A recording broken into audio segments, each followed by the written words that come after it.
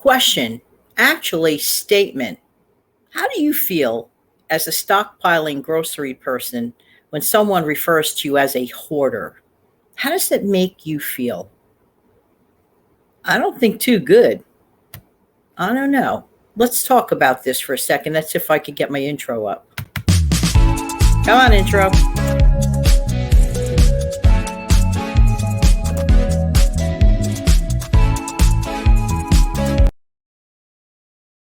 Hi, this is Jan from New York City. My channel name is Jan from New York City Saves Money. If you're brand new here, welcome, welcome, welcome. If you're a veteran viewer and subscriber here, a sincere and humble thank you, thank you, thank you. If you're just dropping by to say hello, hello, hoping that you come back and stick around. If there's anything that inflames me, especially me being a toddler at stockpiling for groceries, I resent it when people think that people who take a minute or two or three or months like I did and refer to them or infer that they are hoarders. Okay. No, we are not. Do people not notice the difference between a so-called hoarder and a person that is stockpiling for the future?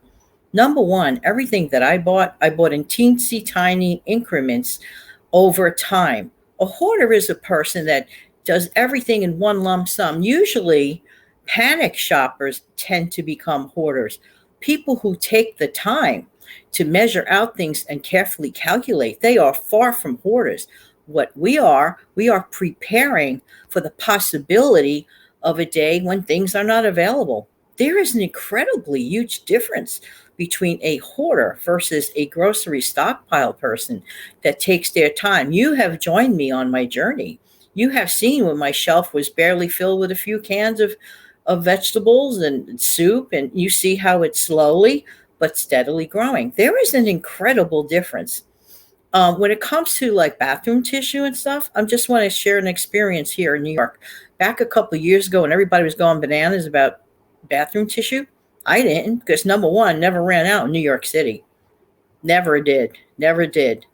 And I hardly call planning month by month and knowing how much inventory that you use hoarding. Hoarding is a senseless, selfish act, not considering the next person.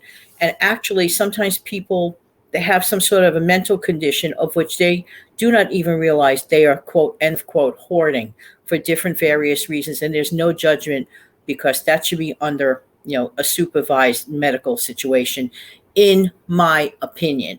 But to put people who are taking their time little by little and clearly calculating and measuring what they will need for their future, for their families, whether you are a family of one, a family of two, a family of three, a family of 10, if we have to look out for our own families, because if something goes wrong, do you really think that everybody's going to be receptive to helping you? Do you really think that we should rely on other things to help us? You know what I'm trying to say. At the end of the day, we have to rely on ourselves to help ourselves. But please, never ever confuse the difference between a hoarder and a person that is preparing slowly but surely for the possibility of needing something. I could get a power failure and be out of power for a week. I'm a family of one. I rely on the good Lord. The good Lord has directed me to take my time. And actually, the good Lord told me back in August of 2021, start preparing now. Do I expect to fill up my entire room with stuff? That is not my game plan. That is not going to be necessary for my needs. First of all, I'm not preparing for, quote, end of quote, doomsday planning. What my preparation is for, perhaps a rainy day, a snow day, can't get out, income loss, whatever, power failures. And I have experienced power failure, straight power failure. Some people go berserk when they lose power for 24/7. Big deal. 24 hours is nothing. I went out of power for almost 6 days and nights. I cannot tell you how glad I was that my mom and I, people were laughing during a prep time for Hurricane Sandy. The good news is that we received great weather reporting for 2 weeks. This was on the radar screen, and people kept laughing it off, laughing it off. Oh, it's going to happen what happened the year before, because the year before a similar report came out, and the whole thing blew over, and it turned into just a little bit of heavy rain. So those people assume that it's going to be copycat, cookie cutter weather report the following year. My mom and I didn't think that way. What we did, we're like squirreling away little by little. We went to the grocery store about 6 or 7 days in a row, and because it was just the two of us lugging heavy bags up the stairs. So what we did was we went little by little, and we put things away in the event that there was a power outage. And guess what? There was. Everything that was in the freezer, guess what? We had to say bye bye, because it's not safe to eat foods that are left in the freezer for 5 days going into 6 days. It's just not safe. So we relied on our canned goods, we relied on our peanut butter. And you know what I did? I did something even extra good. Before everything hit, I boiled a few hard boiled eggs. And actually, so we had fresh protein, so to speak, like a couple of days. And actually, that was not a bad idea at all. But there is a common misconception regarding the differences between hoarding and stockpiling. I just want to say I'm very proud of my shelving behind me, and anyone can do this. And by the way, I cannot emphasize this enough. I am strongly recommending for you to check out two channels. That is the Rhoda Stone channel. Go to her, because I have to say she was one of my hugest influences regarding stockpiling. I used to kick back and say, but like, what is she talking about? Now, Rhoda lives in a different world. Rhoda lives out in California, like near San Diego area. It's a different world. I'm here in New York City, but my problems could be just like this. Here's what happened during Superstorm Sandy. We weren't supposed to get a power outage at all. A transformer blew a couple of miles uptown, and that knocked everything out because of the wind.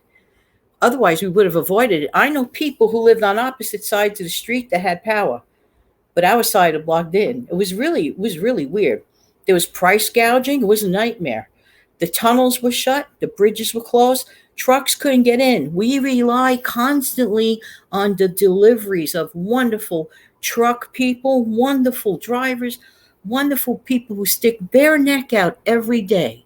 And you want to know something? Those are the unsung heroes. What are we without that help? Am I right? Or am I right? So I take my hat off to all of you who are involved in a food supply chain. Don't take it lightly. And please do not connect me in any way, shape, manner, or form as being a hoarder. This is not hoarding. This is stockpiling. This is preparation. And I won't have to panic should there be a power outage. I won't have to panic if I don't feel like going on icy roads just to get some milk.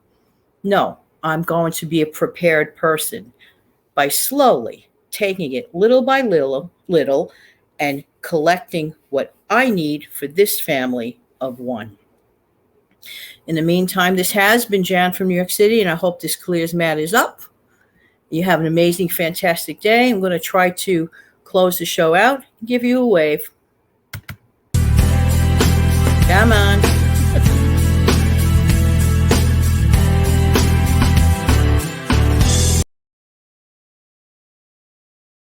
This is weird. Anyway, thanks for being here. Have a great, amazing, and fantastic day, no matter what.